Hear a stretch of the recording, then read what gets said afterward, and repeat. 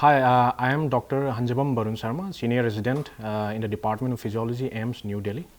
In these modules, I will be talking about cardiac output. The learning objective at the end of the modules, the student should be able to define cardiac output and know its normal average value. Describe various factors controlling cardiac output.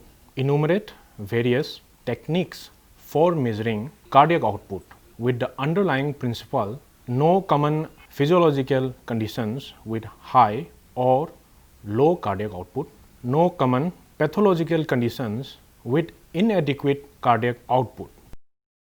In this slide, the below diagram shows heart in systole or contraction and diastole or relaxation.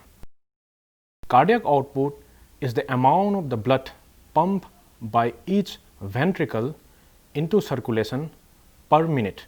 It is therefore equal to amount of the blood ejected by each ventricle per beat or stroke, called stroke volume, multiplied by heart rate. The average resting value of cardiac output in supine healthy adult man is about 5 liter per minute. Here the stroke volume is 70 ml and heart rate is 72 beats per minute. Since there is a positive correlation between cardiac output and body surface area, cardiac output is often expressed relative to body surface area, called cardiac index. Hence, cardiac index equal to cardiac output divided by body surface area. Average cardiac index for normal adult man is around 3.2 liter per minute per meter square. As discussed above, cardiac output equal to stroke volume into heart rate, and stroke volume is equal to N diastolic ventricular volume minus N systolic ventricular volume. Hence, cardiac output equal to N diastolic volume minus N systolic volume into heart rate. So, those factors controlling heart rate, N diastolic volume and N systolic volume also control cardiac output. The control of cardiac output by heart rate. Cardiac autonomic innervation has major control over heart rate. Like sympathetic stimulation increases heart rate, also called chronotropic action, whereas parasympathetic stimulation decreases it. Other factors which increases heart rate are thyroid hormones, anger, excitement, exercise and fever, etc. And those which decreases heart rate are fitness or after aerobic training adaptation, fear and grief, etc. It is to be noted that very high increase in heart rate actually decreases cardiac output. This is because ventricular filling, that is N diastolic volume, is very much compromised at such high heart rate as a result of shortened diastole. Control of cardiac output by N diastolic volume. N diastolic volume depends on the following factors: venous return, ventricular compliance, pericardial pressure and atrial contraction. Control of cardiac output by venous return. Venous return is the amount of blood returning to the heart from the veins each minute. It is one of the major determinants of N diastolic volume. The average resting value in supine healthy adult man is 5 liter per minute. The effect of venous return and hence N diastolic volume on cardiac output is due to Frank-Starling law of the heart. The law states that within the physiological limit, the energy of cardiac contraction is directly proportional to its preload. Preload is the degree to which the initial length of cardiac muscle fibers is stretched. This is determined by N diastolic volume. Frank-Starling law is because of the optimal overlapping between actin and myosin filaments. Also, there may be increase in heart rate due to stretching of SA node and type B atrial stress receptors activation. There is increase in contractility due to increase intracellular calcium availability with increase in heart rate. The regulation of cardiac output due to changes in cardiac muscle fiber length is called heterometric regulation.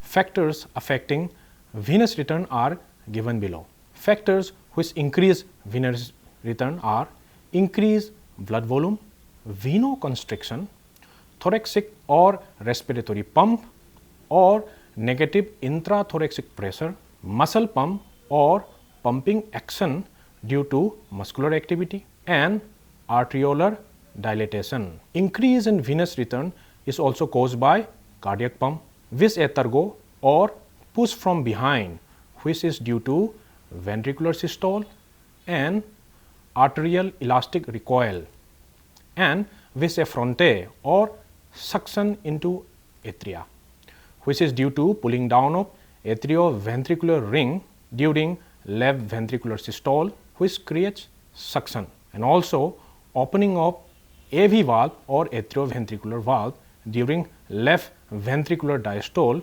which creates suction. Gravity or position like standing and high right atrial pressure. Mathematically, venous return can be expressed as mean systemic filling pressure minus right atrial pressure divided by resistance to venous flow. Mean systemic filling pressure is the pressure measured everywhere in the systemic circulation when the flow of blood is stopped. It is a measure of filling of systemic circulation and is normally about 7 millimeter of mercury. It increases with increased sympathetic stimulation and blood volume. Right atrial pressure is normally about 0 millimeter of mercury. It increases with increased intrathoracic pressure and decrease with increased pericardial pressure. The resistance to venous flow is normally about 1.4 millimeter of mercury per liter of blood flow. It decreases when there is distension of veins. It is contributed 2/3 by venous resistance and 1/3 by arteriolar and small artery resistance. Control of cardiac output by decrease in end systolic volume. End systolic volume decreases when there is increase in contractility. Contractility is the intrinsic capacity of myocardium to pump blood under constant preload and afterload condition. With increase in contractility, ejection fraction increases. Ejection fraction is stroke volume into 100 divided by end diastolic volume. There is decrease in end systolic volume due to increased strength of ventricular contraction without an increase in cardiac muscle fiber length or end diastolic volume. The regulation of cardiac output independent of the changes in cardiac muscle fiber length, but due to changes in contractility is called homometric regulation.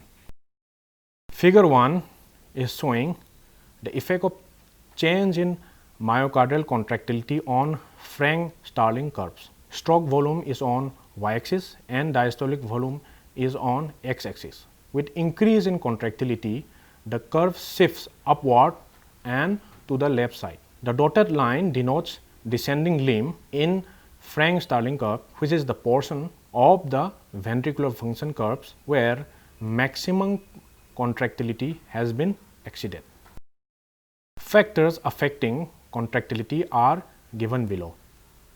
Factors which increase contractility are sympathetic nervous system activation, circulating catecholamines, increase in heart rate and post extrasystole potentiation, athlete heart, xanthines like caffeine and theophylline, glucagon, digitalis, and increased temperature. Factor which decrease contractility: parasympathetic nervous system activation, hypoxia, hypercapnia, and acidosis, loss of myocardium and inflammation, pathological hypertrophy and other conditions, drugs such as quinidine, procainamide, barbiturates, and intrinsic depression in heart failure. The control of cardiac output by afterload. Afterload is the resistance against which blood is expelled by the heart. Long-term cardiac output level is inversely affected by afterload. This can be understood by using one of the forms of Ohm's law, where cardiac output equal to arterial pressure divided by total peripheral resistance. The interaction between different components which regulate cardiac output is shown in figure 2. The solid line indicates increase and dotted line indicates decrease. As you can see, heart rate and stroke volume control cardiac output. Stroke volume in turn is controlled by end diastolic volume and reduced end systolic volume. Venous return, ventricular compliance, pericardial pressure and atrial contraction control end diastolic volume, which determines the preload and hence myocardial fiber shortening via Frank-Starling law of heart. Cardiac autonomic innervation influence heart rate, myocardial contractility and hence myocardial fiber shortening. This influence end systolic volume and hence stroke volume. Also, as one can see from the diagram, cardiac output along with total peripheral resistance control arterial pressure, which in turn affect afterload, and afterload negatively influence myocardial fiber shortening, which ultimately affects cardiac output itself. The various factors listed above for controlling cardiac output operate in an integrated way during exercise. The response to an acute isotonic dynamic exercise is shown in figure number 3.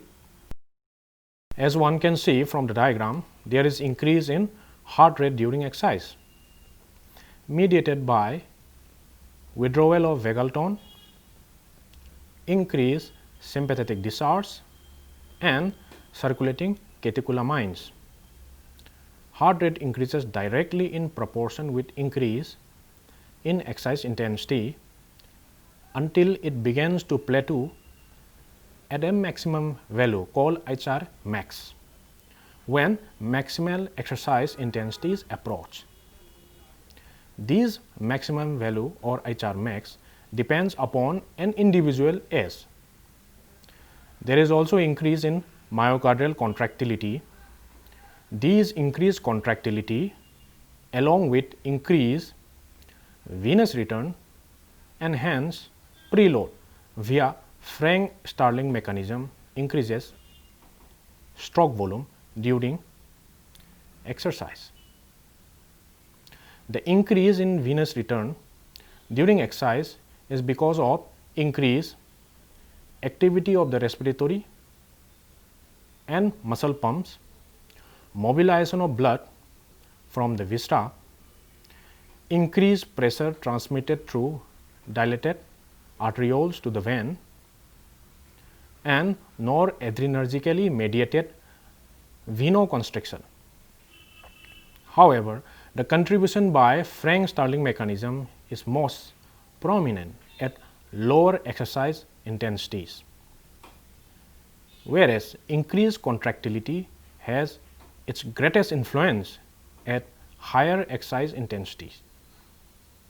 When the exercise intensities increase high enough to approach HR max or maximum heart rate, the diastolic filling time is shortened enough to limit ventricular filling and hence the end diastolic volume may plateau or even show small decrease.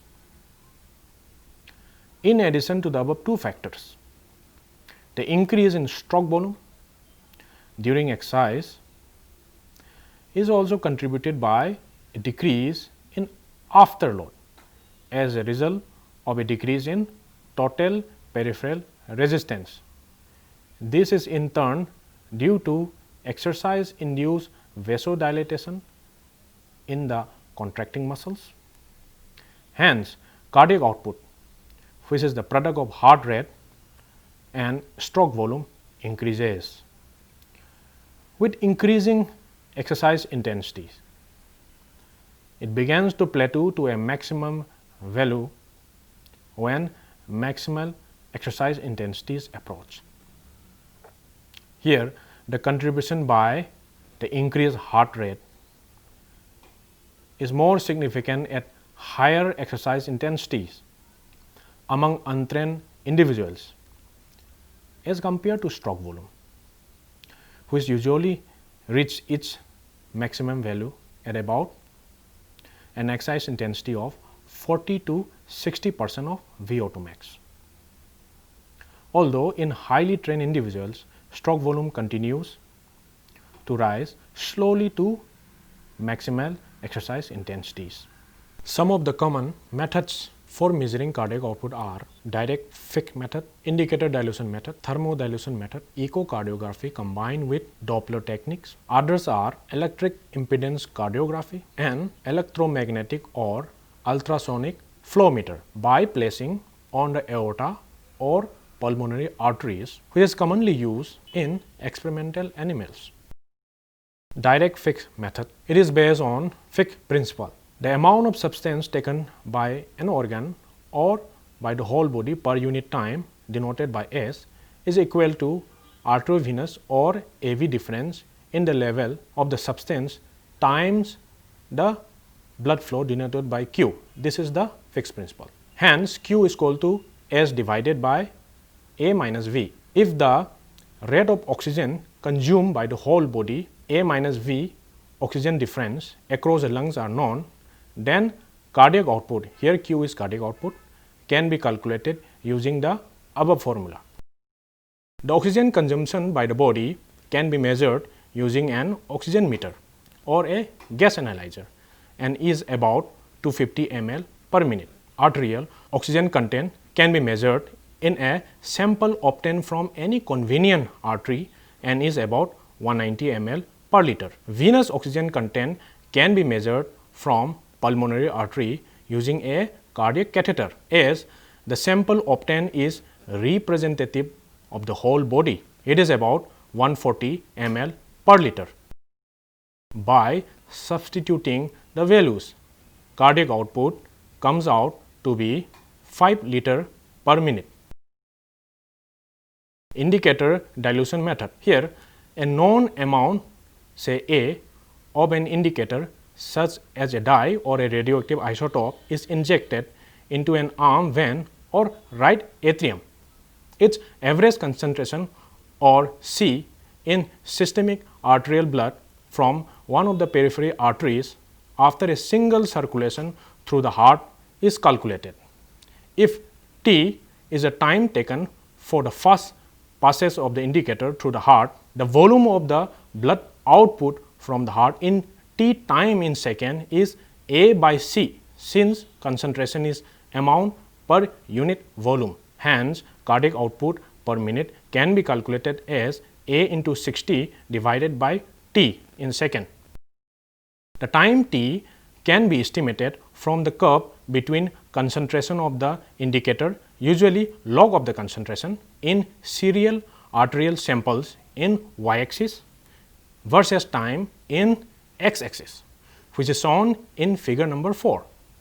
By extrapolating the initial decline in concentration to x-axis, the average concentration C can be calculated from the same curve as C equal to integral small c multiplied by delta t, where small c is the instantaneous concentration of the indicator in arterial blood. Figure 4 shows the graph between concentration of indicator in serial arterial samples in y-axis versus time in x-axis in resting condition. In the figure, A1 and A2 show the rise and fall in concentration. B shows the secondary rise in concentration due to recirculation of the indicator. The part C is obtained by extrapolating the initial decline in concentration, which is denoted by A2, to x-axis. This is done to estimate time for the first passage of the indicator through circulation, which is denoted by the letter T in second in our case. Let us consider an example where A equal to 5 milligram, T equal to 39 second and C equal to 1.6 milligram per liter. Then the output from the heart for the duration of 39 second can be calculated as below and come out to be 3.125 liter. Now, the output in 39 second equal to 3.125 liter, hence output in 60 second or 1 minute, or the cardiac output can be calculated. The cardiac output in this example is 4.81 liter. The properties of an ideal indicator are as follows. It should be non-toxic, it should be evenly distributed in the blood and stay in intravascular compartment, or bloodstream only during the testing. It should not have hemodynamic effects or altered cardiac output by itself. It should not be produced by the body and should be relatively easy to measure its concentration. The examples are Evans blue dye and cardio green dye. Thermodilution method. It is a commonly used indicator dilution technique where the indicator used is cold saline. It is injected into the right atrium through one channel of a double lumen catheter called Swan-Ganz catheter. The temperature change in the blood is recorded in the pulmonary artery using a thermistor in the other longer side of the catheter. The change in temperature is inversely proportional to the amount of blood flowing through the pulmonary artery. From this relationship, cardiac output can be calculated. The advantages of indicator dilution method over others are the cold saline use as the indicator is completely innocuous. Recirculation is not a problem since the cold is dissipated in the tissue, and repeated measurement of cardiac output can be done easily. Echocardiography combined with Doppler techniques. It is a non-invasive technique in which pulses of ultrasonic waves about 2.25 MHz are emitted from a transducer, which also functions as a receiver to detect waves reflected back due to changes in acoustic impedance. These echoes displayed over time using an oscilloscope can be used to assess movement of ventricular wall, septum and valves etc. during the cardiac cycle. By combining with Doppler techniques, blood velocity and volume of flow through valves can be measured. Hence, stroke volume can be calculated. Then cardiac output is calculated as stroke volume into heart rate. Some of the applied aspects are discussed here. Cardiac output increases or decreases in many physiological conditions as given below. Condition in which cardiac output increases: anxiety, excitement, eating, exercise, high temperature and pregnancy. Conditions in which cardiac output decreases: sitting or standing from supine position. Conditions in which there is no change in cardiac output: sleep and moderate change in temperature. Circulatory shock. In this, there is inadequacy of tissue perfusion with a relatively or absolutely inadequate cardiac output. The decrease in cardiac output due to inadequacy of the amount of fluid in vascular system is typically seen in hypovolemic shock. This may happen in cases of severe hemorrhage, trauma, surgery, burns, severe vomiting or diarrhea. Relative inadequacy in cardiac output happens in case of distributive, vasogenic or low resistance shock due to the increased vasodilatation which increase the size of vascular system even in presence of normal blood volume. This phenomena is observed in fainting, anaphylaxis and sepsis. The inadequate pumping action of the heart due to the abnormality present in it results in cardiogenic shock. This is seen in myocardial infarction, congestive heart failure and arrhythmias etc. Cardiac output may also reduce as a result of obstruction to blood flow in lungs or heart resulting in obstructive shock. This may happen in case of tension pneumothorax, pulmonary embolism, cardiac tumor and cardiac tamponade. Heart failure happens when the heart is not able to pump out adequate amount of blood for the needs of the tissue or the body. It can be acute or chronic or may involve right ventricle or left ventricle or both. In systolic heart failure, there is decrease in ejection fraction and stroke volume due to weak ventricular contraction and impaired contractility. In diastolic heart failure, there is reduction in filling during diastole which may be due to decreased myocardial elasticity. This results in reduced stroke volume, although ejection fraction may be maintained initially. In high output heart failure, cardiac output is elevated but still not adequate for the tissue needs. Hence, the inadequacy of cardiac output is relative. For example, in case of beriberi, large arteriovenous fistula and thyrotoxicosis.